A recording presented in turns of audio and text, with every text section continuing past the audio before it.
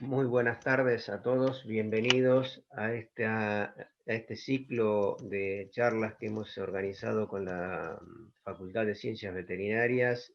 Hoy estamos en la número 24, ciclo que se extendió semanalmente desde allá del mes de junio y bueno, hoy es el último día del ciclo y estaremos eternamente agradecidos desde la Federación Veterinaria Argentina para con la Facultad de Ciencias Veterinarias, con la cual no solamente hemos hecho este webinar, este ciclo, sino que también nos hemos hecho durante todo el año 2020 y ya tenemos proyectado durante el 2021 una serie de cursos a distancias en variados temas alimentos, pequeños animales en distintas áreas, radiología, cardiología, y bueno, yo creo que eso de a poquito nos va enorgulleciendo un poco más en todas las actividades que podemos hacer en conjunto.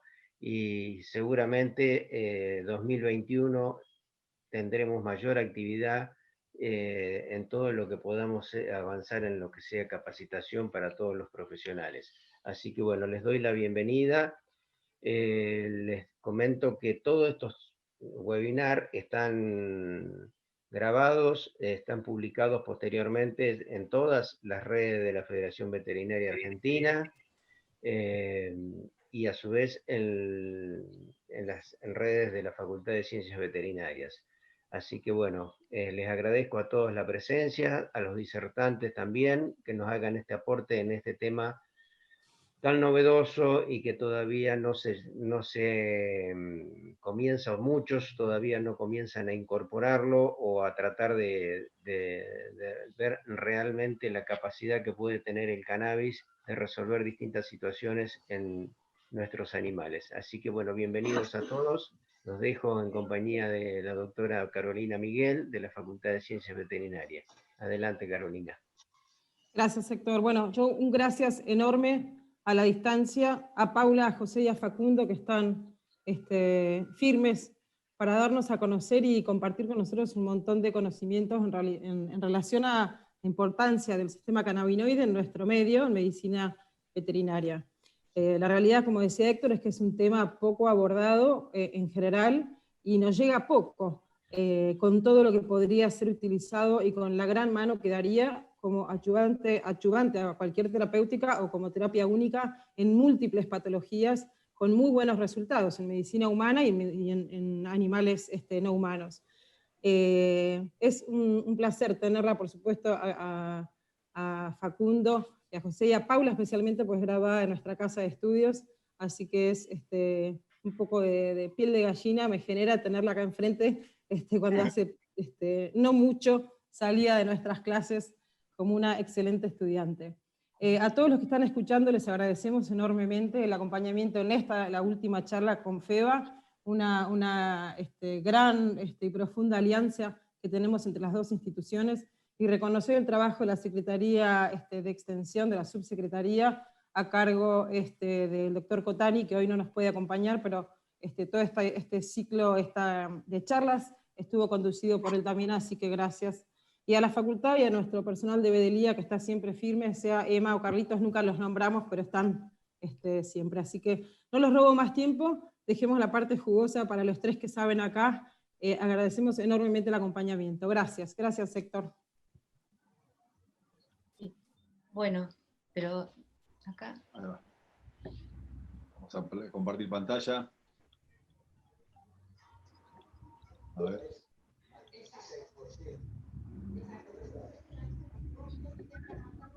Bien. ¿Estamos? Sí. Ahí estamos. Bueno, primero saludarlos, buenas tardes a todos los que están presentes. Bueno, antes de iniciar queremos agradecer por la invitación a este ciclo de charlas de actualización profesional, organizado por la Subsecretaría de Extensión, dependiente de la Secretaría de Investigación, Posgrado y Extensión, de la Facultad de Ciencias Veterinarias de la Universidad de La Pampa y la Federación Veterinaria Argentina.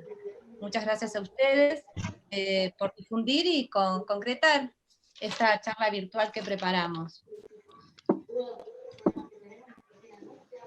Hay alguien que está con micrófono, ¿no?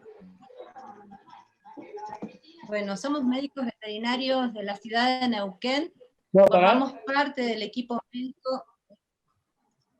Hola. ¿Pueden apagar los micrófonos, por favor? Perfecto.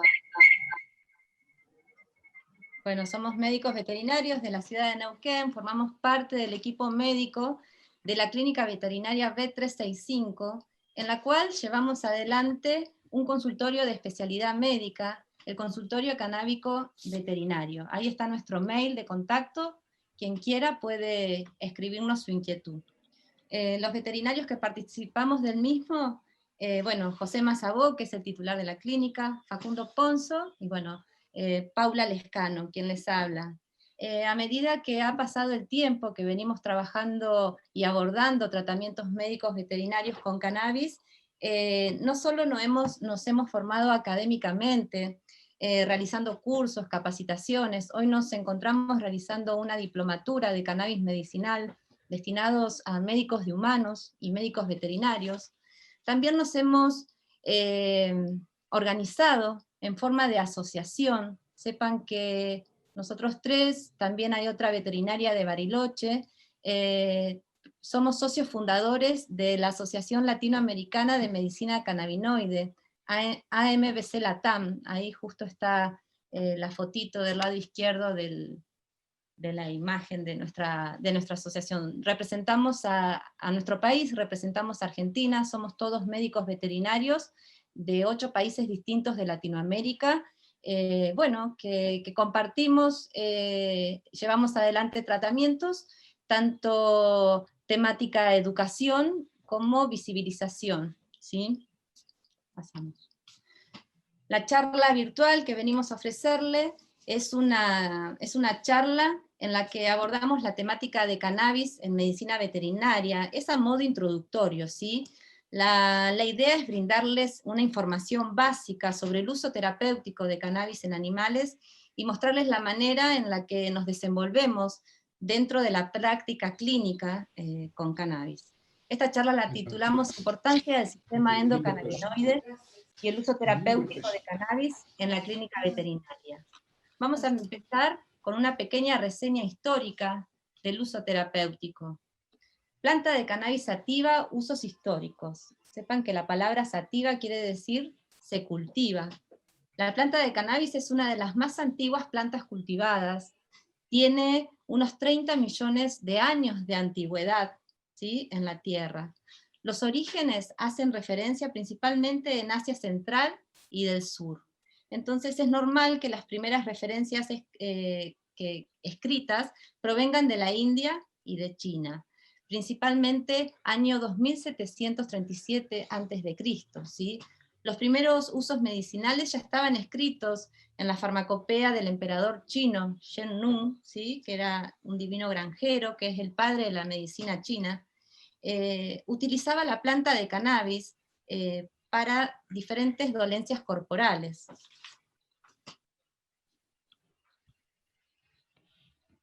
Un examen del uso terapéutico del cannabis revela que antes de la prohibición siempre había formado parte de la farmacopea veterinaria. Este es el caso principal en la India, donde los usos veterinarios antiguos datan de al menos el siglo XII. Ahí hay bibliografía que la pueden ir viendo por internet. Ya en el año 1957 se utilizaba para tratar a animales de granja, animales grandes. Se utilizaba para la diarrea del ganado, como antihelmíntico, úlceras en las patas de los bovinos. En vacas lecheras se utilizaba para tranquilizarlas, pacificarlas, y así aumentaban la producción láctea. También se utilizaba como tónico para bueyes, para animales de trabajo, para que no se fatiguen y lograr que permanezcan más tiempo en el trabajo. Estos usos tradicionales en la India llevaron directamente a un momento decisivo en la investigación científica del cannabis, ya que este médico irlandés, William Brough O'Shaughnessy, aplica la enseñanza de la medicina ayurvédica a la investigación sobre las propiedades terapéuticas de la planta de cannabis, tanto en animales como en humanos, ¿sí? Sus resultados afirman los efectos narcóticos de la planta de cannabis, estimulante del apetito, y una cierta ataxia cuando se dan en altas dosis, pero esta ataxia es reversible. Todos estos signos son los que se observan siempre con la utilización de cannabis, ¿sí? Ahí hace una referencia y una diferencia entre animales carnívoros y animales herbívoros.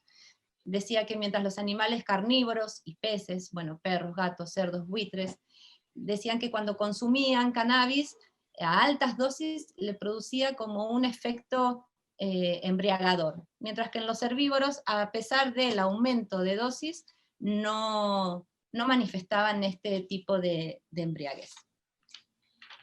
Bien.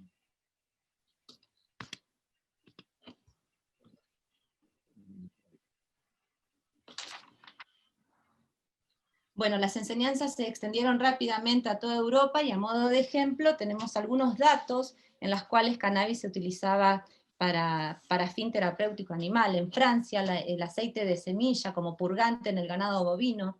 En Italia también el aceite de semillas de cáñamo se utilizaba para cólicos en equinos. En Escocia como analgésico, antiespasmódico. Inglaterra, asma, convulsiones, tos, tétano. La evidencia de apoyo permanece no solo en los textos, sino también en los frascos medicinales que se conservaban. Por supuesto, estos preparados farmacológicos son muy distintos a lo que hoy llevamos en la práctica clínica del aceite. Antes se utilizaban, estos envases son productos de cannabis, pero son en base a tinturas de cannabis, principalmente para los equinos, para los bovinos, las mulas, ¿sí? Para dolor abdominal, para cólicos abdominales principalmente se utilizaba en medicina veterinaria.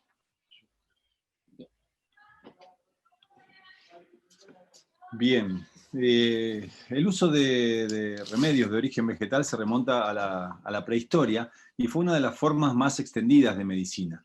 En un principio el uso de plantas estuvo ligado a la magia, y cada población construyó sus creencias en un intento de comprender el medio inmediato. A partir del siglo XIX, la industria farmacéutica empezó a interesarse y se puso a investigar, aislando los principios activos de esas plantas, reconociendo también los receptores donde esos principios activos actuaban. Acá como ejemplo tenemos a la amapola o Papaver somniferum, que con sus principios activos, la morfina, codeína, generó el descubrimiento de los receptores opioides y de las endorfinas dentro de los organismos. En general, los descubrimientos muchas veces, y en la mayoría de las veces, vienen de afuera hacia adentro. A través de plantas se descubren cuestiones o sistemas dentro de los organismos. También la manita muscaria, con su principio activo, el mucimol o el ácido iboténico, hizo presente a los receptores muscarínicos para la acetilcolina, la nicotina tabacum. También a través de ella se descubren los receptores nicotínicos sobre los que actúa la acetilcolina, y en este momento lo que nos nuclea en esta charla es el cannabis, la cannabis sativa L, que a través de sus principios activos THC y CBD permitió el descubrimiento del sistema endocannabinoide, y tanto sus receptores como los cannabinoides endógenos. El sistema endocannabinoide, esto es como para tener un poco en claro por qué el cannabis va a dar resultados en los tratamientos, ¿no? ¿Por qué funciona? El sistema endocannabinoide es muy antiguo. El sistema endocannabinoide se presenta hace 400 millones de años en animales de simetría axial, evolucionando en complejidad y funciones hasta hoy, hasta nuestros días. Entonces se va a plantear una cuestión: si el sistema endocannabinoide es necesario para que un organismo viva. La respuesta es no, o podría ser no. ¿Por qué? Porque a través de ingeniería genética en laboratorio se ha llegado a suprimir en algunos animales el sistema endocannabinoide o los receptores, a través de bloqueo de los genes que codifican para estos receptores. Y esos animales fueron viables. Hay ejemplos de esto como dentro de mamíferos el ratón, el mus musculus, en anfibios la rana, Xenopus laevis, en peces el pez cebra, Danio rerio, y también en gusanos nematodes. Bien, entonces, ¿es necesario el sistema endocannabinoide para que un organismo viva bien? Ahí sí, la respuesta es sí. Los receptores cannabinoides son necesarios para que se mantenga el correcto funcionamiento y el equilibrio fisiológico de un organismo, ¿no? La homeostasis. Las neuronas y otras células de los organismos, tanto en humanos como en animales, en condiciones basales de funcionamiento, apenas producen endocannabinoides, pasando a generarlos bajo demanda cuando se sobreactivan de manera significativa. Cuando se ve alterada, básicamente, la homeostasis, ¿no? Encaminando a buscar el equilibrio corporal perdido. Por lo tanto, sin el sistema endocannabinoide podríamos sobrevivir, pero no vivir bien, ¿sí? Según Vincenzo Di Marzo, que es un científico italiano, el sistema endocannabinoide ha aparecido en la evolución para ayudar a relajarnos, alimentarnos, descansar, olvidar lo superfluo o traumático y protegernos de numerosas alteraciones patológicas. Es importante reseñar que el sistema endocannabinoide es ubicuo, se presenta en muchos tipos o en todos los tipos celulares a lo largo de toda la vida del individuo, tanto desde el embrión al envejecimiento, que de acuerdo a la especie, estos receptores van a ir en aumento desde el nacimiento hasta la vejez, como en el ser humano, o van a ir disminuyendo, como en el caso de los perros y en los gatos. Y sus elementos, los receptores, los ligandos y los sistemas enzimáticos que degradan a estos ligandos, cambian en numerosas enfermedades. Como hablábamos hoy, a partir del aislamiento de las moléculas de la planta, en este caso de la molécula de THC, por el científico israelí Rafael Meshulam en el año 1964, se puede identificar en el sistema endocannabinoide como un modulador de la homeostasis, ¿sí? De ahí que viene esta foto en donde el equilibrio es fundamental. Se descubren también, en el año ya 92, se descubren los receptores, en el año 92, no, perdón, antes, en los 80 se descubren los receptores CB1 y CB2, y la acción del THC y el CBD sobre los mismos. Y en el año ya 92, sí, se descubren el primer endocannabinoide, que fue la anandamida, y luego se descubre el 2-AG. Hay muchos más, pero básicamente son sobre los que más se trabajaron. Al igual que los receptores CB1 y CB2, que no son los únicos, hay muchos más sobre los cuales actúan, pero fueron también son los más estudiados y sobre los que más se ha investigado. Tengamos en cuenta que el sistema endocannabinoide está presente en todos los seres vivos cordados y en muchos invertebrados e insectos. Cuando digo insectos, no es que esté el sistema endocannabinoide, pero sí tienen una respuesta a la administración de cannabinoides, como será el THC, y se está investigando a ver a causa de qué existe esta respuesta. El doctor Meshulam, cuando descubre la isla del THC, la molécula, lo hace, ¿por qué? Porque al percibir que en las personas o en los animales, al introducir en el organismo THC, modificaban conductas y demás.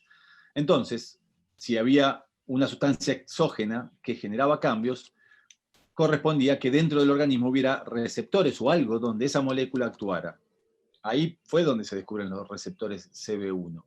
Y si había receptores, ¿para qué estaban? No estaban para recibir solamente THC, sino que a causa de eso se sigue investigando y se descubren los endocannabinoides. Ese fue el progreso de la investigación. Lo que les decía de los insectos, estos son estudios que se han hecho sobre insectos. Se les ha administrado THC y han cambiado comportamientos. Y en la mosca de la fruta, en el CONICET, también realizan investigaciones para ver el funcionamiento cardíaco, que después lo trasladan al ser humano. Pero bueno, esos son datos anecdóticos. Bueno, tenemos los componentes del sistema endocannabinoide. Tenemos receptores, que ya los nombramos, los CB1 y CB2, los ligandos endógenos o los endocannabinoides, la anandamida y el 2-AG, la noladina también, sistemas enzimáticos que metabolizan y degradan estos cannabinoides endógenos, las vías de señalización intracelular y los sistemas de transporte. El ácido araquidónico es fundamental para la formación de los endocannabinoides, tanto la anandamida como el 2-AG, por lo tanto es fundamental que estén dentro del organismo. La síntesis se produce a demanda, como decíamos recién, no se almacena, sino que en el momento que se necesita se producen, y la liberación se realiza en forma retrógrada. Ahora vamos a ahondar un poquitito más en esto. El SEC tiene una amplia distribución tisular, celular y subcelular, que permite actuar e influir sobre muchos procesos fisiológicos importantes, como decíamos hoy, el apetito de ingesta, sensación de dolor, la nocicepción, en la función cardiovascular, respiratoria y reproductiva, en el estado de ánimo, control motor, memoria y aprendizaje, sistema inmune, inflamación, liberación, y acción hormonal, adhesión y apoptosis celular, etc. O sea, está por todos, funciona en todo el organismo.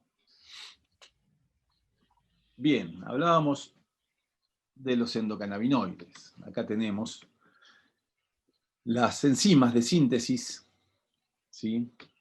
La anandamida y el 2-AG son derivados del ácido araquidónico, como les decía recién, y se sintetizan a demanda a través de la remodelación de los fosfolípidos por la vía de la fosfolipasa D selectiva de N-acilfosfatidiletonolamina para la anandamida, y para lo que es el diacil, y para el 2-AG, el diacilglicerol lipasa alfa y beta. La inactivación se produce mayoritariamente, ¿sí?, por la hidrolasa de amidas de ácidos grasos, metabolizando o degradando la anandamida a ácido araquidónico y etanolamina, y la monogliceril lipasa, que degrada el 2-araquidonilglicerol en ácido araquidónico y glicerol. Por lo tanto, como decíamos hoy, y lo volvemos a repetir, los endocannabinoides no se almacenan en el cuerpo, sino que se sintetizan, liberan y degradan en el lugar de acción. El mecanismo de acción, ¿cómo actúan estos endocannabinoides? Vamos a dar un ejemplo de lo que sería el receptor CB1 y la anandamida a nivel del sistema nervioso central. Ante una liberación exagerada de neurotransmisores, que son recibidos en la neurona postsináptica a través de los receptores metabotropos e ionotropos, se produce un aumento de los iones de calcio en la neurona postsináptica. Este aumento de los iones de calcio va a estimular la formación de las enzimas o la aparición de las enzimas que van a trabajar sobre los precursores de membrana para formar la anandamida en este caso. La anandamida es liberada en el espacio intersináptico, actúa sobre el receptor CB1 en la neurona presináptica, generando una disminución de los iones de calcio y un aumento de los iones de potasio, lo cual produce una inhibición en la liberación de ese neurotransmisor. Ese neurotransmisor puede ser excitatorio o inhibitorio. En general, la acción de los cannabinoides tiene un comportamiento tiene una función inhibitoria, aunque pueda tener un comportamiento inhibidor o un comportamiento excitatorio. El comportamiento inhibitorio, la liberación del neurotransmisor excitatorio, es inhibido por este mecanismo proveniente de la neurona presináptica, por ejemplo en el caso del glutamato. Y en lo que se refiere al comportamiento excitatorio, los endocannabinoides inhiben la liberación del neurotransmisor inhibidor proveniente de la neurona presináptica, podría ser GABA o glicina, favoreciendo en este caso la excitación.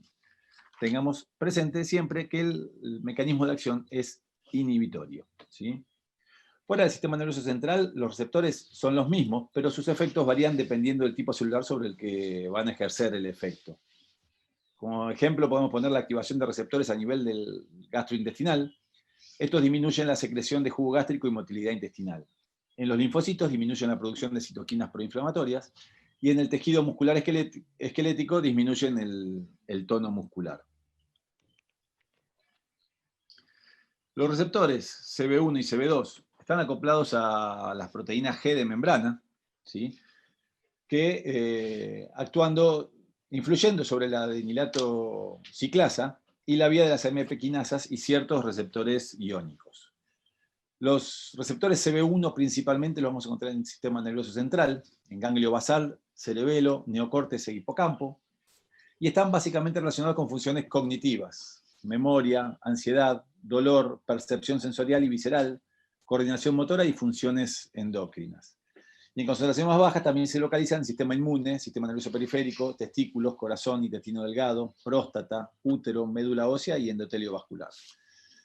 Los receptores CB2, predominantemente en estructuras relacionadas con el sistema inmunitario, línea linfoide, en linfocitos B y T, en la línea mieloide, en monocitos, macrófagos, granulocitos y mastocitos, células gliales del sistema nervioso central y en vaso. Y en menor proporción también los podemos encontrar en otros tejidos y órganos periféricos como ser corazón, endotelio, huesos, hígado y páncreas.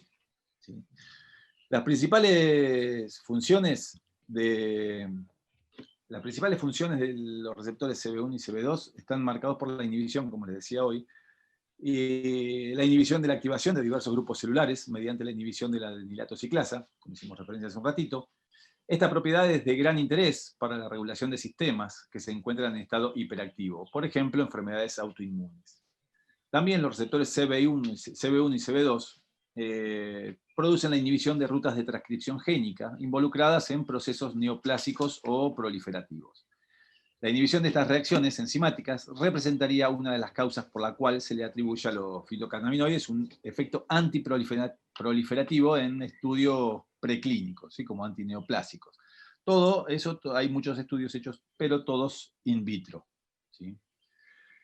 Los CB1 también, por su cuenta, producen la inhibición de la conductancia a nivel de la membrana celular, que al activarse provocan un descenso del calcio intracelular, como hablábamos recién, en la neurona presináptica, provocando una disminución de la liberación de neurotransmisores como GABA y glutamato al espacio intersináptico. Por lo tanto, se produce una reducción de la excitabilidad neuronal postsináptica.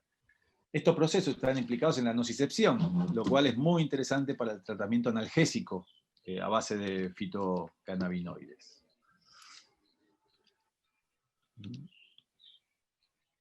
Esto es un estudio que se realizó por Heckerham en los años 90, donde se realizó la marcación de los receptores CB1 a nivel sistema nervioso central, utilizando un cannabinoide sintético radiomarcado, que es 100 veces, de 10 a 100 veces más potente que el THC, y se adhiere fuertemente a los receptores en el sistema nervioso. Luego se observó cuál era la distribución, observando que mayoritariamente las zonas más oscuras son donde más concentración de receptores hay. Mayoritariamente vamos a encontrar receptores a nivel de cerebelo, lo cual justifica en que dentro de los efectos secundarios vayamos a encontrar ataxia e incoordinación, ¿sí? Problemas en el movimiento básicamente, y después en el hipocampo y distintas partes del cerebro. También se evidenció la muy baja concentración de los receptores a nivel del tallo cerebral, lugar donde se maneja el sistema cardiocirculatorio y respiratorio, ¿sí? Lo cual nos va a ayudar para que no tengamos cuestiones graves en la administración de estos fitocannabinoides. Más o menos eso fue un resumen. Fui rápido porque es medio engorroso a veces, pero ese fue un resumen del sistema endocannabinoide.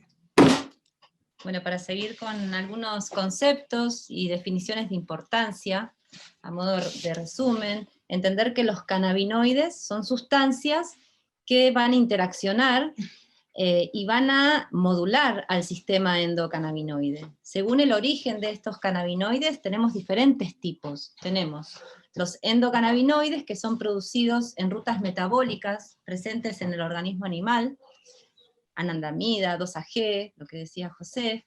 Tenemos cannabinoides sintéticos, que son sintetizados artificialmente por laboratorios, y tenemos los fitocannabinoides, en el cual el origen es la planta de cannabis sativa. Los fitocannabinoides imitan la acción de la anandamida y el 2-AG, ¿sí? De los endocannabinoides. Algo interesante de que José también lo remarcó, el sistema endocannabinoide está involucrado en regular una variedad de procesos fisiológicos, incluyendo el apetito, el dolor, la sensación de placer, el sistema inmune, el humor y la memoria.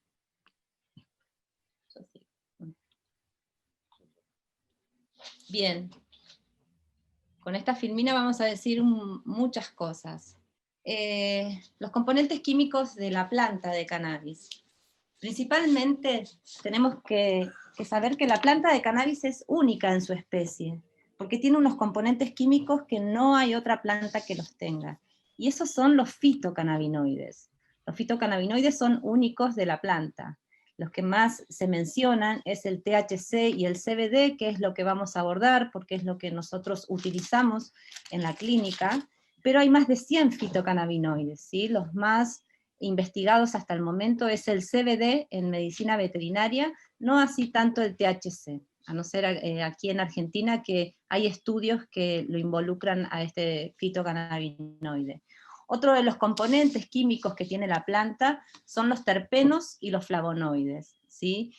Tanto los terpenos como los flavonoides son denominadores comunes de otras plantas.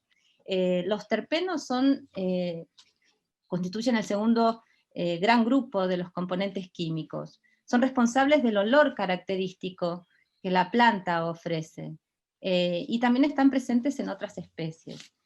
Por ejemplo, tenemos el linalol, que el linalol no solo lo tiene la planta de cannabis, sino también la planta de lavanda. Nosotros incorporamos terpenos a los fitopreparados a base de cannabis, ¿sí? El linalol es muy utilizado para las convulsiones, tiene una acción anticonvulsivante, es depresora del sistema nervioso central. El cariofileno, que es a través de la pimienta negra que se puede también obtener, también lo usamos para enriquecer los aceites de cannabis para uso veterinario. Es considerado un fitocannabinoide porque tiene una acción directa sobre receptores CB2, por lo tanto una de sus acciones más marcadas es antiinflamatorio. Así que todos los procesos que conlleven al dolor crónico y a la inflamación, el beta-cariofileno está presente en los aceites. Hay muchos más, pero quería nombrarles principalmente esos dos, que son los que estamos utilizando en la práctica. Los flavonoides son componentes químicos de colores, que protegen a la planta de los rayos ultravioletas, ¿sí? Y también atraen otros insectos para producirse la polinización. Cannabis tiene un flavonoide que se está estudiando con una muy buena acción antiinflamatoria y antioxidante, ¿sí? Canaflavin A se llama el flavonoide más estudiado en cannabis, pero también otras plantas tienen flavonoides. Algo interesante es que la planta de cannabis, estos componentes químicos, lo obtenemos de la planta de cannabis, pero hembra. La planta de cannabis es una especie dioica, quiere decir que cada individuo tiene un sexo determinado. Tenemos plantas macho de cannabis y tenemos plantas hembras de cannabis. La que utilizamos para acción terapéutica son las plantas hembras, y principalmente en la flor. La flor o el cogollo de cannabis tiene unas glándulas que se denominan tricomas, y ahí, a medida que la planta va madurando en tiempo y en crecimiento, se van desarrollando los fitocannabinoides, los terpenos y los flavonoides. También entender que no hay una sola planta de cannabis, ¿sí? Hay diferentes variedades de plantas de cannabis. Y las diferentes variedades tienen cantidades relativas distintas de estos componentes, de fitocannabinoides, de terpenos o flavonoides. Los perfiles químicos son distintos según la genética de la planta. Las distintas combinaciones tienen distintos efectos, y esto es lo que se llama el efecto séquito que la planta ofrece. Cuando la acción de un elemento está muy influenciada por los componentes que la acompañan, se denomina en su conjunto efecto séquito. Nosotros utilizamos planta completa o full spectrum, le decimos, para que este efecto séquito se mantenga. No aislamos componentes de la planta de cannabis, no aislamos CBD, no aislamos THC, sino utilizamos la flor completa, ¿sí? Todos los fitocannabinoides, terpenos y flavonoides. A ver. No. Ahí voy. Bien, como dijimos, los principales fitocannabinoides tenemos el THC y el CBD, son los más conocidos. El THC es el cannabinoide que genera polémica en torno a la legalización del cannabis porque es un componente psicoactivo de la planta. Un componente psicoactivo altera la percepción y la modificación del estado de ánimo. Tiene muchas acciones terapéuticas, inclusive el THC es el componente más farmacológicamente hablando más activo de la planta. ¿Qué acción terapéutica tiene? Es analgésico para el dolor crónico, también es antiinflamatorio, orexígeno, una característica muy interesante de cannabis, estimula el apetito. La mayoría de los animales que vienen a consulta o que inician tratamientos con un diagnóstico ya definitivo, no comen. Así que ese es el primer cambio que se empieza a observar. Los animales tienen ganas de comer. El THC también se utiliza como inhibidor de náuseas y vómitos. Esto puede ayudar a aquellos pacientes que estén acompañados con quimioterapia, o si no, la misma enfermedad del cáncer también genera este tipo de sintomatología. Tiene una acción antitumoral, como decía José. Por ahora, en el área veterinaria, la acción antitumoral está investigado en líneas celulares, ¿sí? No en el organismo vivo del animal, por el momento. Antiespasmódico, y bueno, al tener esta estructura química, es un componente psicoactivo. Y el CBD también es otro fitocannabinoide más abundante en algunas genéticas, no en todas. Su acción principal, antiinflamatorio, ¿sí? También tiene acción analgésica. Y bueno, anticonvulsivante. Animales con epilepsia refractaria tienen predominancia en los fitopreparados con CBD. Muy buena acción antioxidante, ansiolítico, también está demostrado su acción antitumoral, neuroprotector, y es el componente no psicoactivo de la planta. Entre estos dos componentes, tanto el THC como el CBD, se puede observar también un efecto séquito. El CBD modula la psicoactividad del THC. Entonces, por lo general, los fitopreparados pueden ser equilibrados, que tengan similares concentraciones de THC y de CBD. Ahí abajo colocamos quimiotipos, que es la manera en que nosotros expresamos cuando los fitopreparados a base de cannabis contienen gran cantidad o predominancia de THC, los denominamos quimiotipo 1. Quimiotipo 2, cuando el fitopreparado contiene similares concentraciones tanto de THC y CBD. Y quimiotipo 3, cuando el fitopreparado tiene una predominancia en CBD. Esos son cuando no conocemos la cromatografía del fitopreparado, no sabemos con exactitud los miligramos por mililitro que contiene. Sí sabemos características que los mismos bancos de semillas expresan, predominancia de THC, CBD o la relación, entonces los resumimos como quimiotipos nosotros.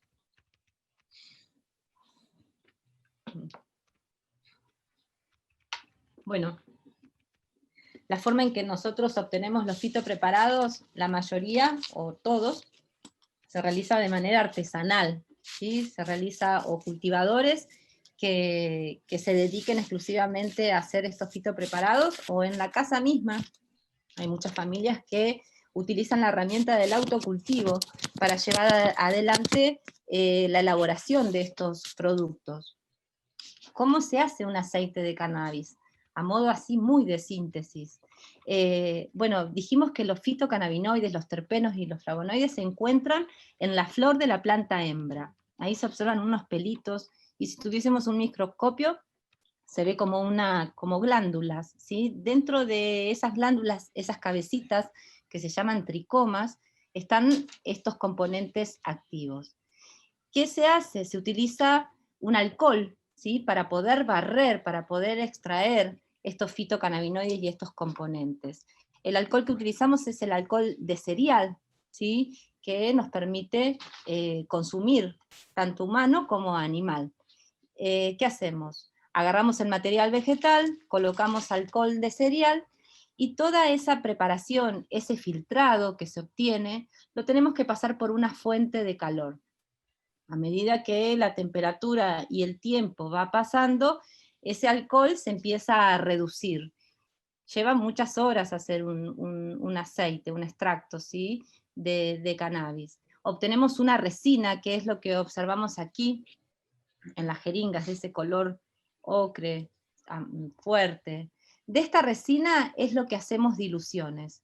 Si es un aceite de cannabis, las diluciones las hacemos con aceite de coco o aceite de oliva, y también algo muy utilizado dentro del consultorio son las pomadas, las cremas, los ungüentos de cannabis, ¿sí? Con la resina se hace esa dilución. En las pomadas y las cremas se utilizan cera de abeja y aceite de coco también.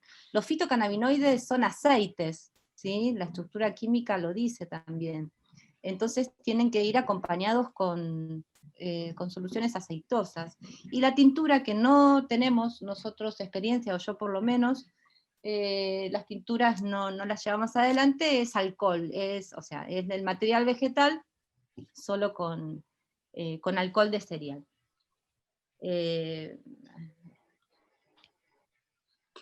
Vamos a ver si puedo. Bien, ¿qué consideraciones a tener en cuenta a la hora de prescribir y dosificar cannabis para iniciar un tratamiento que resulte efectivo? Bueno, son un montón de cosas a considerar. Primero, el diagnóstico definitivo, saber la enfermedad a la que estamos o a la que queremos incorporar cannabis, ¿sí?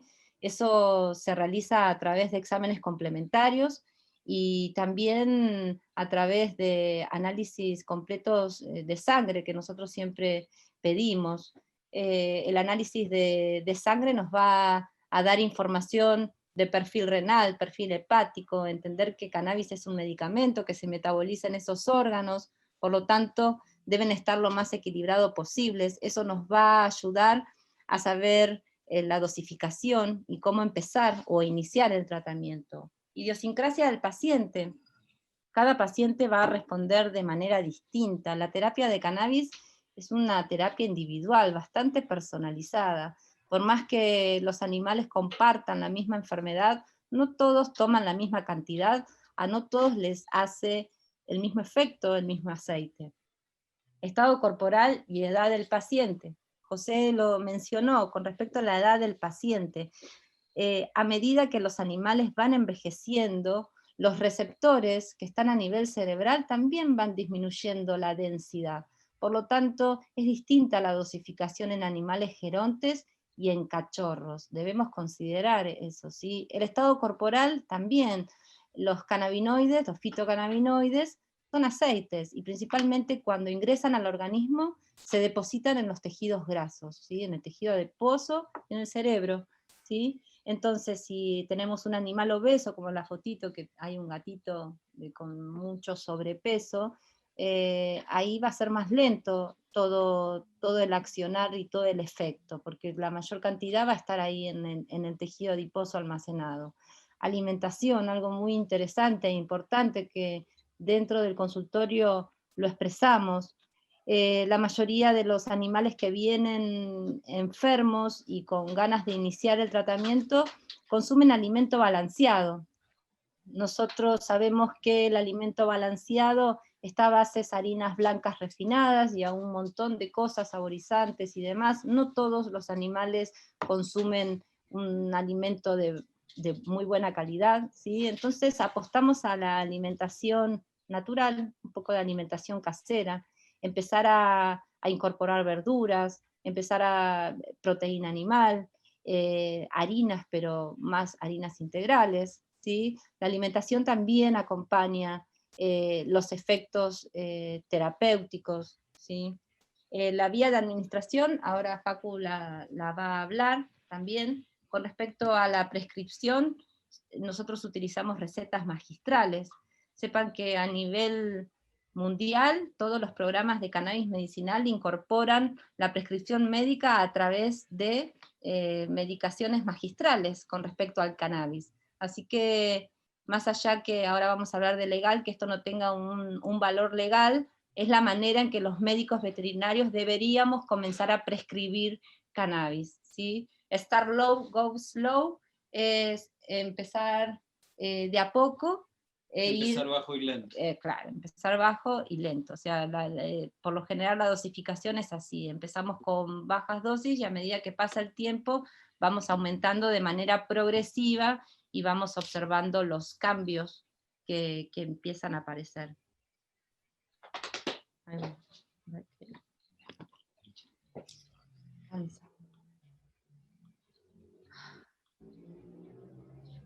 Ya terminamos. Prescripción, tipo de receta magistral, recomendada, ya lo dijimos, para cannabis en medicina veterinaria. ¿Cómo hacemos la formulación magistral? Paciente, el nombre y del tutor del paciente con DNI, ¿sí? Nombre completo, DNI, fito preparado de extracto de cannabis, si es con aceite de oliva, aceite de coco, si es pomada, el ratios, que es la relación de THC y CBD, eso lo vamos a poder hacer siempre y cuando nuestro fito preparado tenga cromatografía, que no en todos los tenemos, y si no con quimiotipo. Dijimos 1, alto en THC, 2, equilibrado, 3, alto en CBD. Full espectro, planta completa. Si está enriquecido con terpenos, nosotros enriquecemos para epilepsia refractaria con lavanda, enriquecemos con beta-cariofileno con problemas de dolor crónico, ¿sí? La dilución al 1% por lo general, nosotros le decimos 1 en 100, 1 gramo de resina diluido en 100 mililitros de aceite, y bueno, y colocar la vía de administración. De esta manera estamos intentando de unificar criterios con la mayoría de los veterinarios, y así es como deberíamos prescribir. Las indicaciones para el uso de cannabis en medicina veterinaria, tenemos un listado.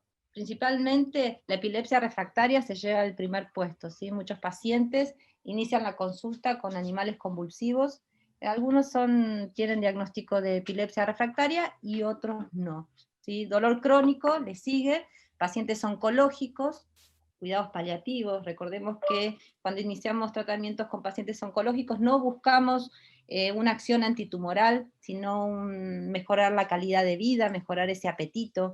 Lesiones en piel, dermatitis atópica, muy bueno en las pomadas, los ungüentos. Síndrome de deficiencia cognitiva senil, animales gerontes, tienen muy buena respuesta.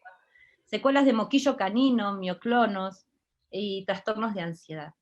Esta frase es del médico veterinario de Brasil, de la asociación, que dice que dentro de un animal enfermo hay un animal vivo que debemos cuidar.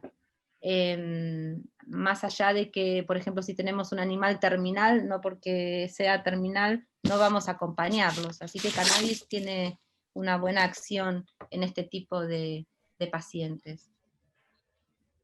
Facu.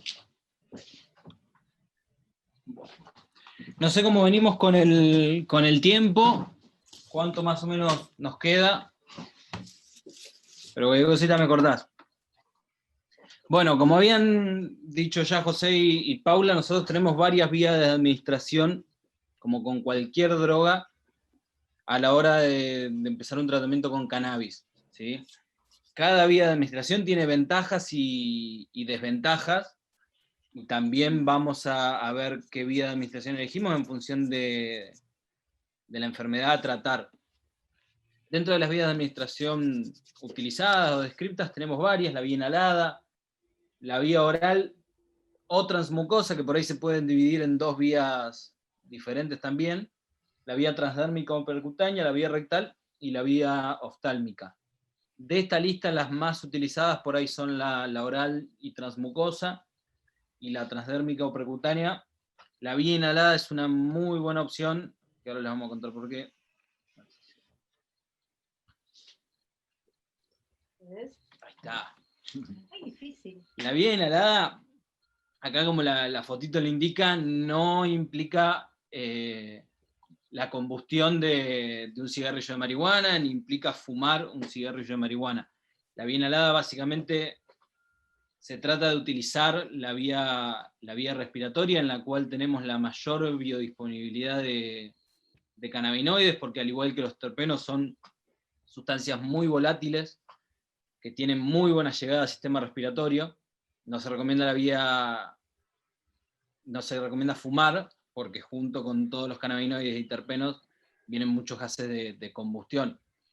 Pero tener vaporizadores es una muy buena opción. El gran problema que tiene la vía inhalada en realidad es que el animal se deje, o sea que lleva un entrenamiento previo el adaptar al animal a una mascarilla y al inhalar, pero en condiciones ideales sería la mejor vía de administración de cannabinoides, por la biodisponibilidad que logramos, por la acción rápida también que se logra, y porque es más fácil de controlar también la dosificación, ¿sí?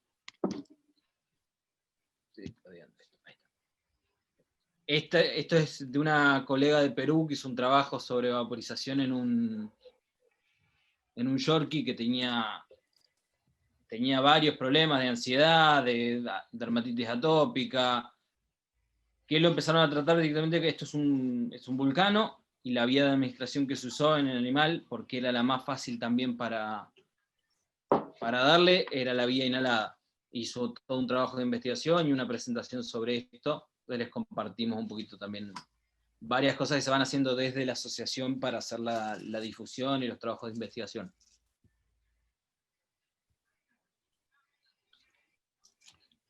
Ahí está. Bueno, esto por ahí no va al caso, son las temperaturas a las que los cannabinoides y algunos terpenos pueden llegar a vaporizarse.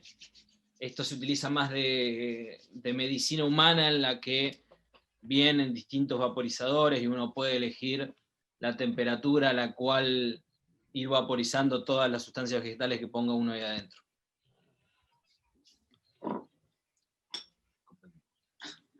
La otra vía, que en realidad es una de las que más utilizamos, es la vía oral o transmucosa. Que es oral o transmucosa, nosotros lo que más utilizamos es la vía transmucosa, y queda reservada la vía oral solo para pacientes o muy reacios o muy inquietos, o por ahí pacientes que incluso pueden llegar a querer morder y no queda otra que hacer la ingesta del aceite. ¿Qué pasa con la vía oral, que es por ahí la más conocida? Tiene una absorción muy lenta y principalmente muy errática, porque va a depender de muchísimos factores a la hora de alcanzar concentraciones en sangre. Y encima, el periodo el pico máximo en plasma es lento, se tarda mucho en llegar a concentraciones máximas en plasma. El THC puede ser degradado en estómago, en intestino, va a depender también del estado general de ese estómago y ese intestino, si hay alimento o no. A veces se lo da con queso, con alimentos grasos, y eso también disminuye mucho la biodisponibilidad del aceite por vía oral. Y tenemos como gran enemigo en esa vía de administración el efecto de primer pasaje hepático, que lo que hace es también metabolizar mucho de los cannabinoides y reducir la biodisponibilidad efectiva.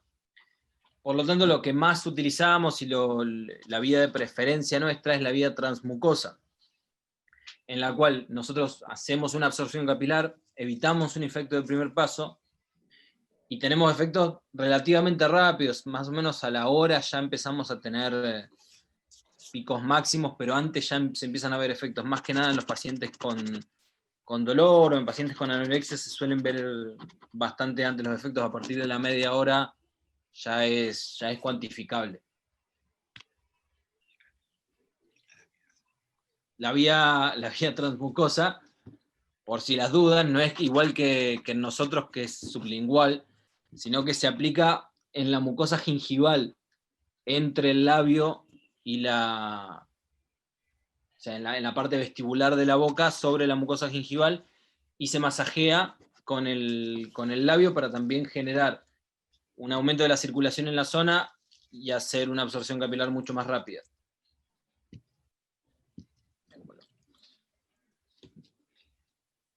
Y la otra vía de administración que ya les había comentado Paula es la vía transdérmica o percutánea, básicamente con el uso de pomadas. Se pueden utilizar aceites, algunos incluso utilizan tinturas, no en este caso que ahora les vamos a comentar, pero se suelen utilizar por ahí algunos colegas tinturas para hacer masajes, o incluso aceite cuando no tienen acceso a las pomadas. La ventaja de las pomadas es que el vehículo suele ser bastante hidrofílico, entonces también ayudamos a mantener poca humedad dentro de las heridas.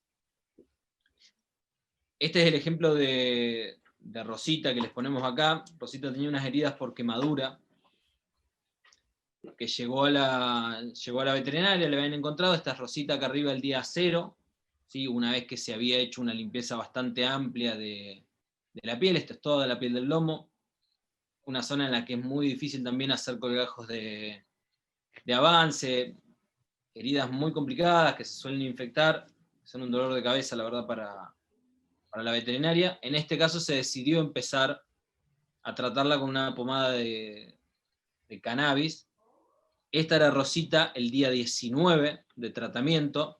Fíjense que tiene una pequeña zona ahí atrás, como si fuera un cuadradito, de piel que no tenía una cicatrización completa. Ahí Rosita era donde llegaba a lamerse la pomada que se le colocaba, y se dejó también como una zona testigo para comparar con el resto del lomo, a ver cómo venía la cicatrización.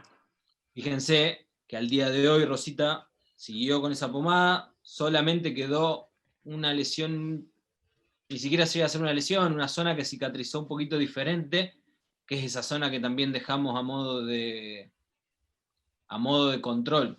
Tiene un gran efecto la pomada de cannabis cicatrizante, y también ayuda un montón en controlar el dolor de tipo periférico. En patologías crónicas, acá dice que se puede usar en artrosis. Por ahí más lo dejamos más eso a los que hacen fisio, acá como Pau, porque es difícil para la gente ponérselo en la casa, salvo que tenga la zona rasurada, por ahí es más complejo, pero es una buena alternativa igualmente a tener en cuenta. Y en patologías agudas como contusiones, artritis, tendinitis, dolores musculares, esto está bueno para tener en cuenta en equinos. Tiene un gran efecto y también nos ayuda a mantener la terapia local. Por ahí más en animales que pueden llegar a tener cierta contraindicación en aplicar una terapia sistémica, o en animales que se necesite un efecto un poquito más rápido. Y lo que tenemos acá, bueno, esto después si quieren lo buscan, es un paper, básicamente, en el que se ve la absorción de los distintos fitocannabinoides a partir de la aplicación transdermal de aceite de cannabis en unos beagles. Eso lo pueden buscar, está, y si no se los pasamos nosotros. Esto pasamos. ¿Te lo querés charlar vos? Bueno. Y acá lo que queda también es un poquito la presentación de lo que nosotros venimos haciendo en el consultorio canábico veterinario. Somos los primeros en el país en sacar un consultorio canábico como consultorio de especialidad. Entonces, una de las primeras cosas que tenemos que hacer es también armar ciertos protocolos para trabajar de manera correcta e ir marcando un poquito el paso, que es lo mismo que le decía a Paula. La idea es empezar a unificar criterios entre todos los colegas que trabajan con cannabis, para de esa manera brindar un trabajo mucho más serio y poder eventualmente llegar a una legalización, y que nos tomen en cuenta como médicos, sea de la rama veterinaria o no. ¿Cómo trabajamos? Nosotros, en principio, trabajamos más que nada con derivaciones y alguna gente que viene por motus propio a consultar terapias con cannabis. En base a esto, nosotros siempre lo que pedimos es historia clínica, evaluamos las consideraciones, y lo que hacemos con la gente es hacerle firmar un consentimiento informado, en el cual ellos nos habilitan a hacer una terapia con cannabis, y en el cual firman que están conscientes de todos los efectos adversos, riesgos asociados o consideraciones terapéuticas que sean relevantes al caso. ¿En qué casos utilizamos eso? Ya lo habíamos hablado, vías de administración. El diagnóstico define el tratamiento. Esto lo ponemos más que nada porque hacemos mucho hincapié en qué vamos a tratar, en esto de decir, tratemos de hacer un trabajo serio y a conciencia.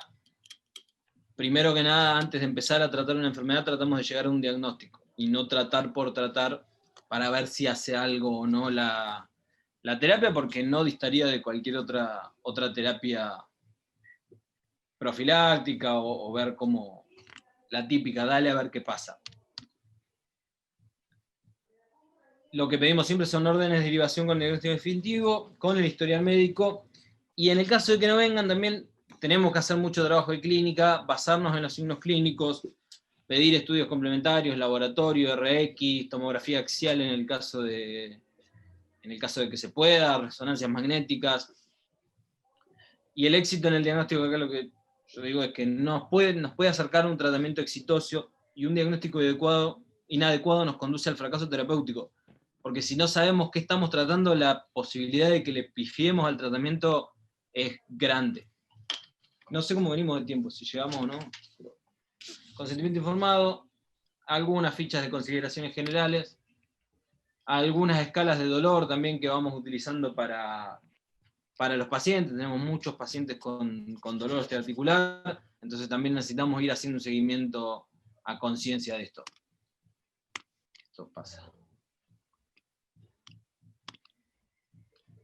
Algo bueno que sacamos siempre por si las dudas, intoxicación con derivados del cannabis. No existe un tratamiento específico para la intoxicación con derivados de cannabis. Papers van a encontrar un montón sobre reportes de intoxicación, reportes de muerte por cannabis. No tenemos experiencia en muerte con cannabis. Intoxicaciones también hemos tenido muy pocas. Nosotros acá le ponemos un tratamiento, esto después lo tienen a disposición si quiere. No hemos tenido hasta ahora ningún animal. Horas. No hemos tenido hasta ahora ningún animal con una intoxicación con cannabis. Y nosotros estamos trabajando muchísimo con cannabis, ni incluso en ingestiones accidentales. Entonces no es algo que lo estemos teniendo en cuenta, la verdad. Sí está bueno saber, en el caso de que haya una ingesta accidental de algún producto comestible, pero no es nuestra experiencia realmente. Sí, esto es un estudio, Knockout se llama, donde en este cerebro se bloquearon, en este animal se bloquearon los receptores, los genes que codifican para los receptores, CB1, como se ve ahí, y también lo usaron intercalado con los receptores MU, por los opioides. Lo que decíamos hoy en la fotografía o en la diapositiva del cerebro anterior, es que la concentración baja de los receptores CB1 a nivel del tallo cerebral nos estarían indicando que no vamos a obtener una sobredosis letal nunca, a diferencia de lo que son los receptores MU, que están en una concentración muy alta, por los cuales en una sobredosis de opioides sí podemos matar a nuestros pacientes. Entonces, confirmado a través de estos estudios que no existe una sobredosis letal, por lo menos hasta el momento identificada, ya que se han utilizado dosis altísimas de fitocannabinoides sin llegar a la muerte de los animales. Bueno, tenemos un poco de evidencia médico-científica que vamos a pasarlo medio rápido. Yo quiero hacer hincapié en este trabajo. Básicamente es un trabajo realizado en la Universidad Nacional de La Plata, la doctora Fabiana Landoni, con un grupo de trabajo, obviamente, en donde se trabajó con animales epilépticos refractarios, ya en estadios terminales, previos a la eutanasia, con todos los estudios hechos, resonancias, donde se descartaron cualquier otro tipo de patología para quedar con un diagnóstico definitivo. Se utilizaron dos tipos de aceites, dos grupos se utilizaron de animales, en los que se usaron aceites con alta predominancia de THC y el otro grupo con alta predominancia de CBD. Se hicieron estudios durante un año aproximadamente, y la conclusión fue que no existía una evidencia científica que dijera que funciona mejor el THC o el CBD. En ambos casos tuvo una mejoría significativa, disminución de la frecuencia de las crisis y una reducción también de la intensidad de las mismas. Como les decía, quedó demostrado en este caso que el trabajo con THC o con alto THC o con alto CBD no había diferencia. Entonces se puede usar también, lo vemos como utilidad, utilizar fórmulas equilibradas en estos casos, ¿sí? También se refutaron algunas teorías en cuanto a lo que el THC puede producir convulsiones en animales. Se utilizaron dosis muy altas, 27 miligramos kilo, durante 56 días, 27 miligramos kilo de THC durante 56, no días, semanas, sin encontrar, sin producir convulsiones en los animales tratados. Este es otro trabajo similar, o sea, pero ya con un grupo testigo, donde se utilizaba un grupo placebo y un grupo que se trabajaba con CBD, donde lograron disminuir la frecuencia de las convulsiones en un 33% aproximadamente, dejando abiertas las puertas para seguir estudiando con dosis más altas para ver si se podía llegar a un 50% la disminución de la frecuencia de las convulsiones. Bueno, estos son otros que vamos a pasarlos un poco más rápido. Sí, igual van a quedar a disposición los papers. Legal y claro. Sí, saber y manifestar que la evidencia científica principalmente es con fitopreparados, con predominancia en CBD, epilepsia refractaria aquí en Argentina y a nivel mundial, y también osteoartritis en perros con aceites ricos en CBD. Eso es lo que abunda en evidencia científica veterinaria. Casos clínicos. Un poquito de casos clínicos. ¿Lo pasamos? ¿Llegamos? Y hablar un poquitito de eso.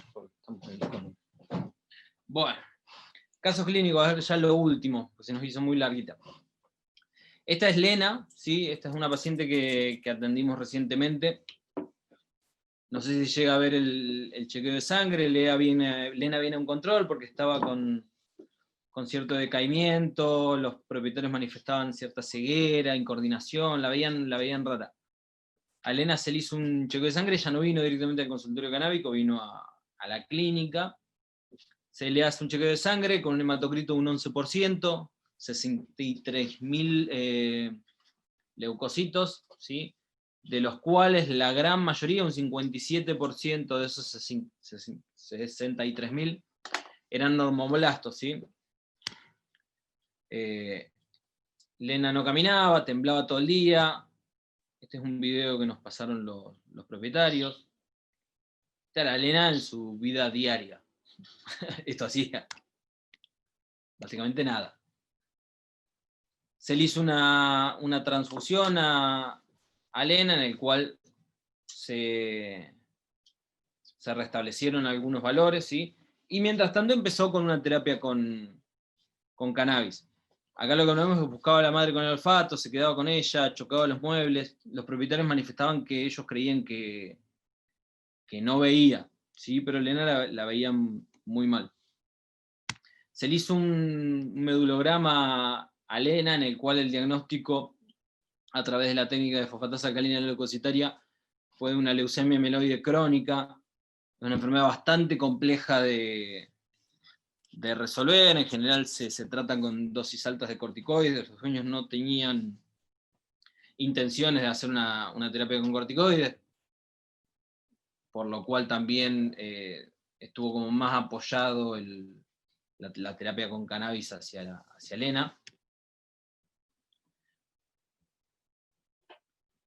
Y empezamos con la prednisolona, se le sacó. Y después se le sacó la prednisolona y empezó con el cannabis. Esta es Lena ya tomando el cannabis y la propietaria mostrándole la medicina que tomaba todos los días. Esto es 30 días después de haber iniciado el tratamiento con cannabis. Con una mejora bastante notable en la actitud, en el ánimo, en el apetito. Y con, básicamente, también los dueños muy contentos por todos los cambios, sabiendo que es una enfermedad agresiva, que eventualmente va a tener un desenlace fatal, y más, o sea, bastante pronto en el tiempo, no es que va a tener mucho tiempo de vida Lena en base al diagnóstico que tiene. Lo importante es que los dueños tengan a su perra en las mejores condiciones posibles, el mayor tiempo que se pueda, pero mientras tanto que la puedan disfrutar y que le podamos brindar una buena calidad de vida. Que en realidad el objetivo es ese. Y mira que tengo, bebé. Este es otro casito más de Luli, una caniche toy de 4 años de edad, que tenía un diagnóstico de epilepsia refractaria. Cuando llega con nosotros a la consulta, viene por esto, básicamente. Era la única oportunidad, la última oportunidad que le iban a dar, porque iba para eutanasia. Luli estaba todo el tiempo en esas condiciones, con dosis altísimas de fenobarbital, con dosis altísimas de bromuro de potasio, con diazepam, y así todo convulsionaba, ¿sí? Cuando más o menos estaba bien,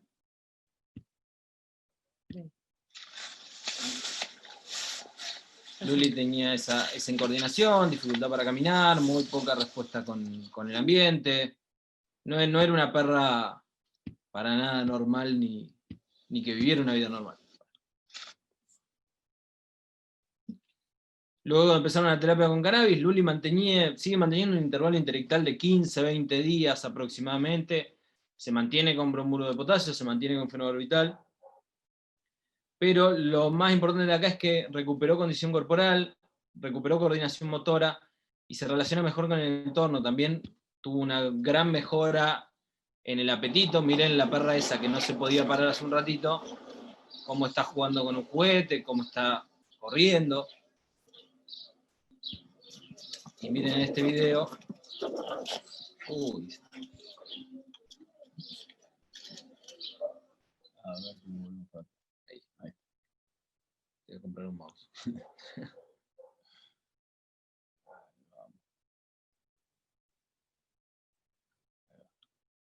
Y miren en ese video en relación a la coordinación motora, que está jugando con una pelotita súper chiquita, y la perra cómo busca, cómo juega, cómo se mueve. Es la misma perra que vimos en la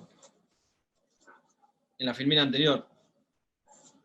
Todo en base a la administración extra de un aceite de cannabis sobre el tratamiento convencional que venía teniendo.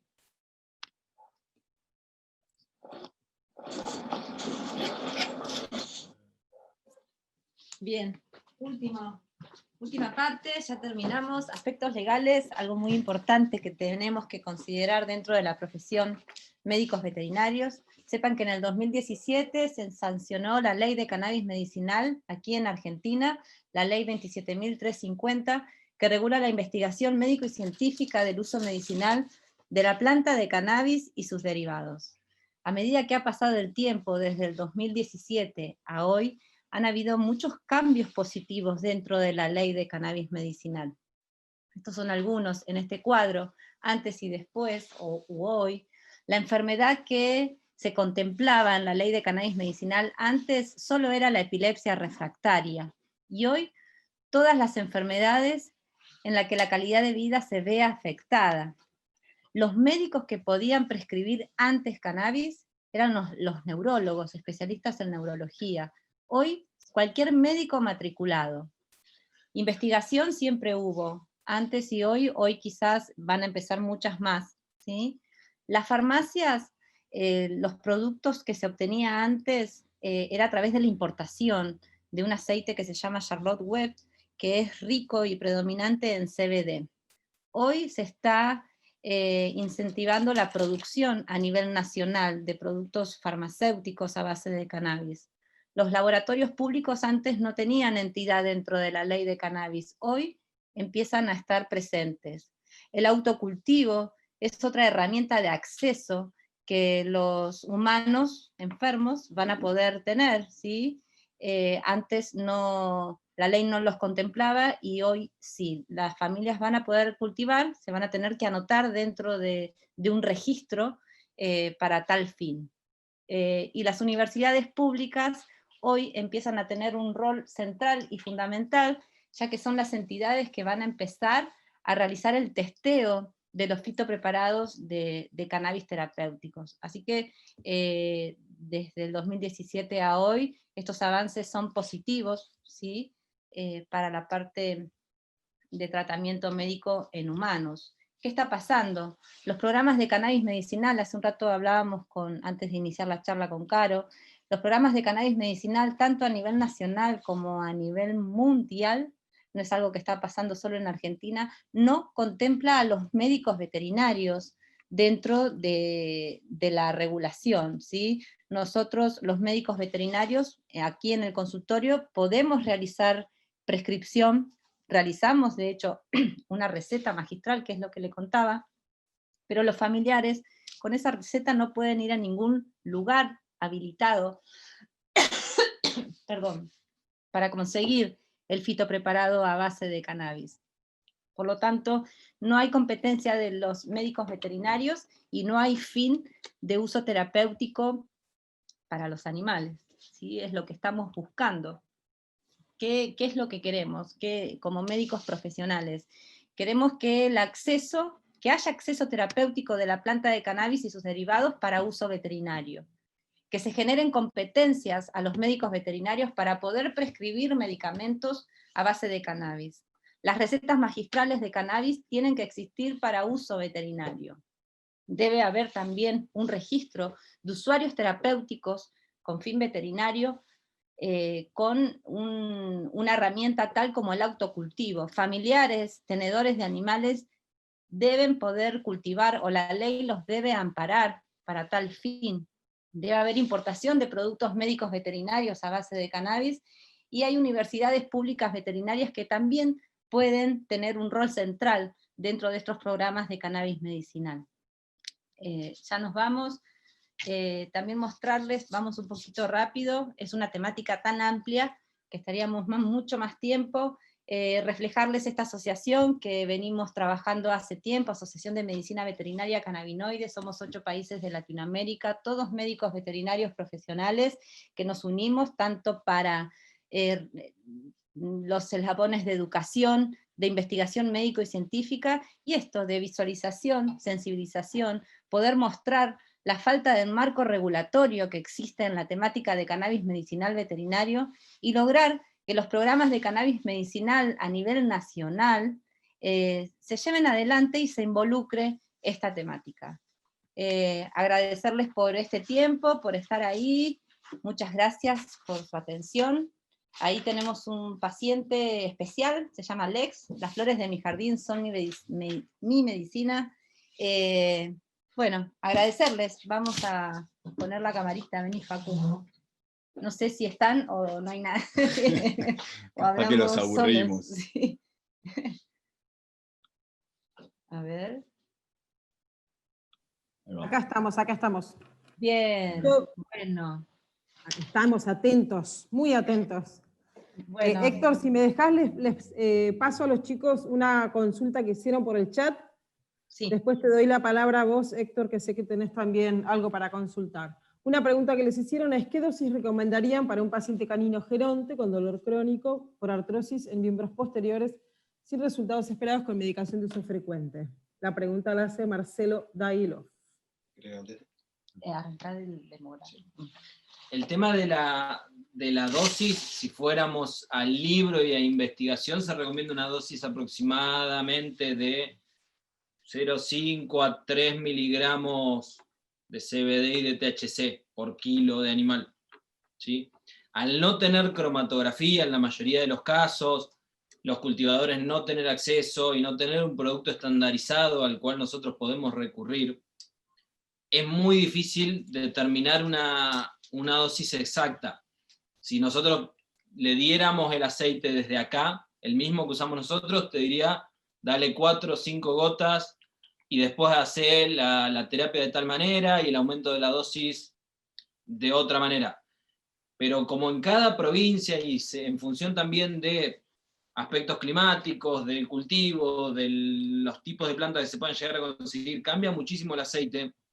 Lo que nosotros recomendamos es hacer todo el abordaje clínico y hacer una terapia sabiendo el tipo de aceite, o sea, teniendo un aceite confiable, empezar, como les dijo Paula, de abajo y tranquilo ir subiendo la dosis hasta encontrar el efecto deseado, y implica mucho laburo de clínica el encontrar la dosis ideal para cada paciente, porque implica estar constantemente comunicado con el propietario de ese animal. Es muy difícil, la verdad, dar una dosis. No hay una receta mágica.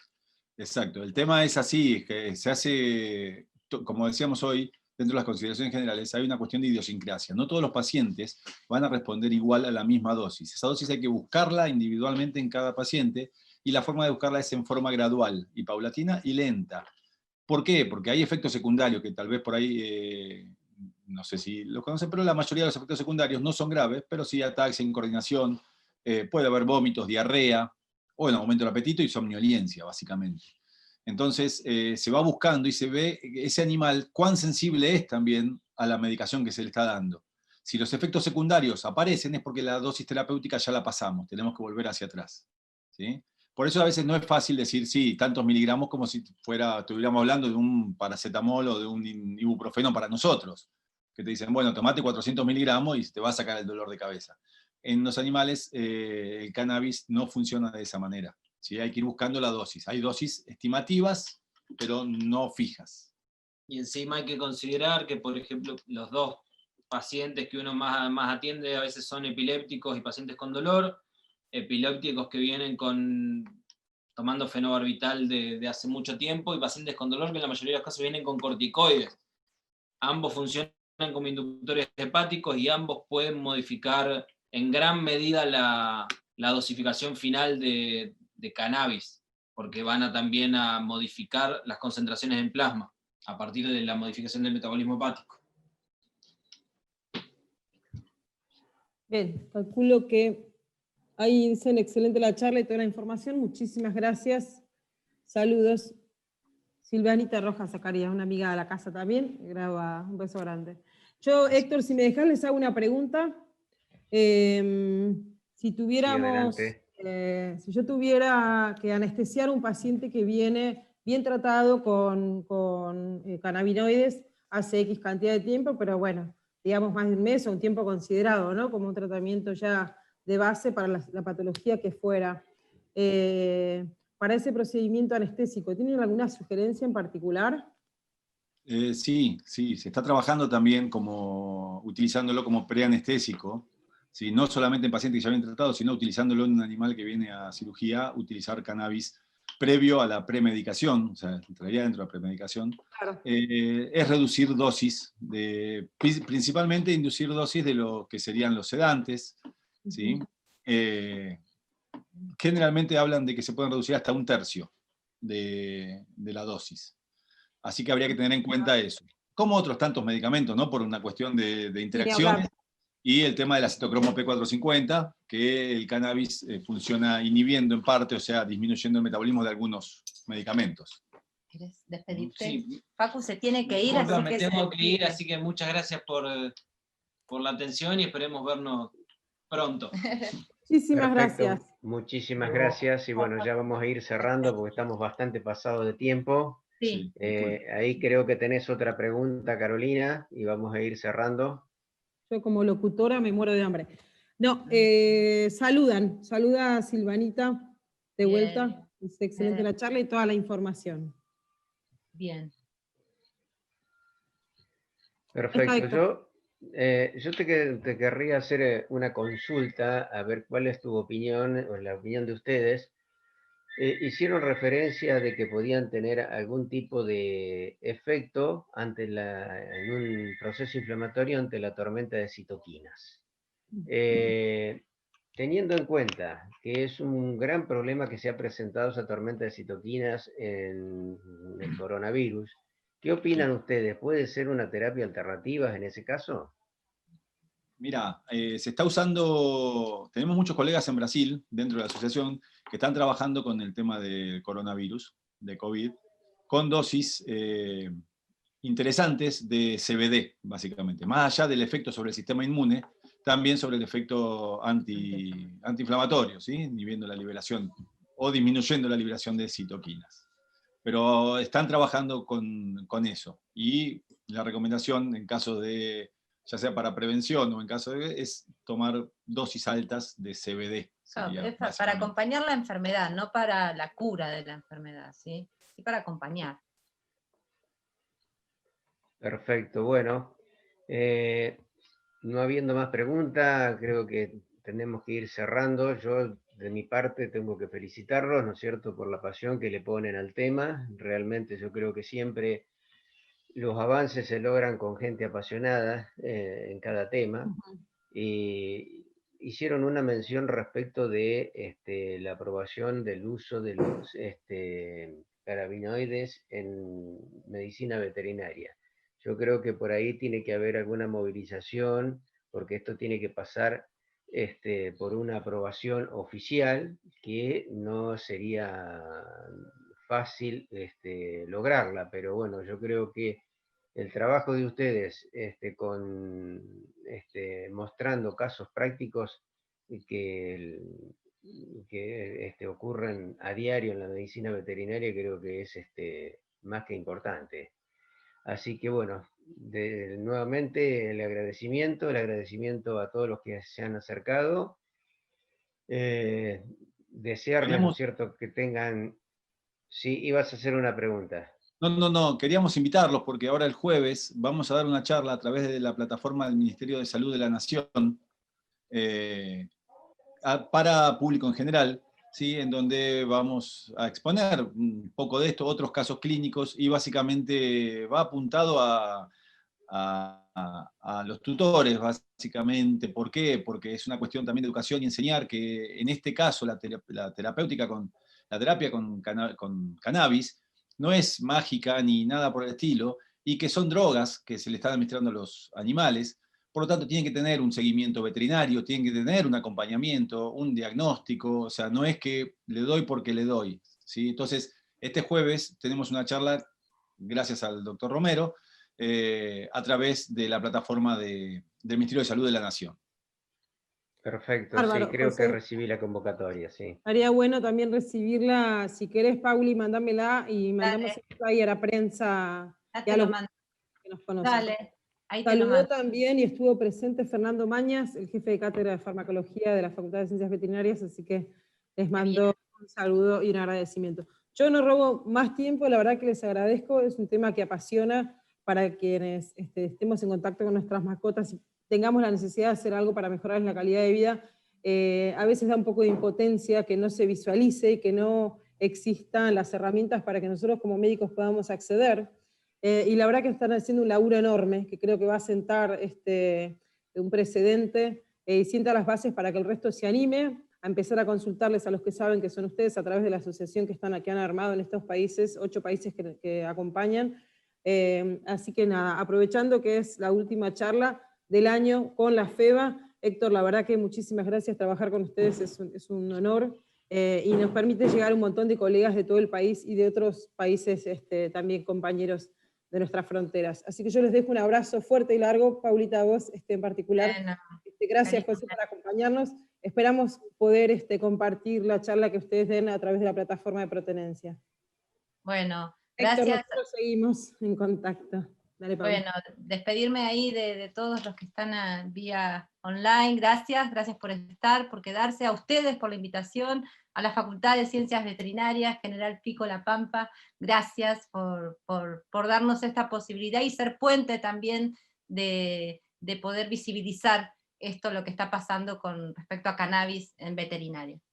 Bueno, muchísimas gracias a ustedes, realmente han sido parte enriquecedora para culminar este ciclo, y bueno, yo también ha sido, como dije al principio, un placer poder compartir con la Facultad de Veterinaria no solamente este ciclo de charlas, sino los cursos a distancia, que inclusive ya esta semana estamos enviando para la aprobación en el Consejo Directivo nuevos cursos para el próximo año, o sea que yo creo que es un trabajo mancomunado que siempre fortalece a las instituciones. Yo creo que justamente el fortalecimiento y el crecimiento se logra trabajando codo a codo distintas instituciones. Pero bueno, muchísimas gracias, les doy mis deseos de toda la Federación Veterinaria Argentina para que pasen unas muy felices fiestas y que, bueno, ojalá tengamos un 2021 un poquito mejor, aunque esto, a pesar de todas las problemáticas que hemos tenido, nos ha acercado en la forma virtual a todos, nos ha reencontrado a muchas personas, muchos colegas que en forma presencial no lo podemos hacer, en forma virtual sí, o sea que tenemos que verle el lado positivo para seguir avanzando y trabajando de ahora en más. Así que bueno, muchísimas gracias Carolina, muchísimas gracias a ustedes y bueno, nos estaremos viendo próximamente, quizás 2021. Muchísimas gracias. Seguramente. Muchas gracias y buenas noches a todos. Gracias. Un abrazo fuerte. Abrazo.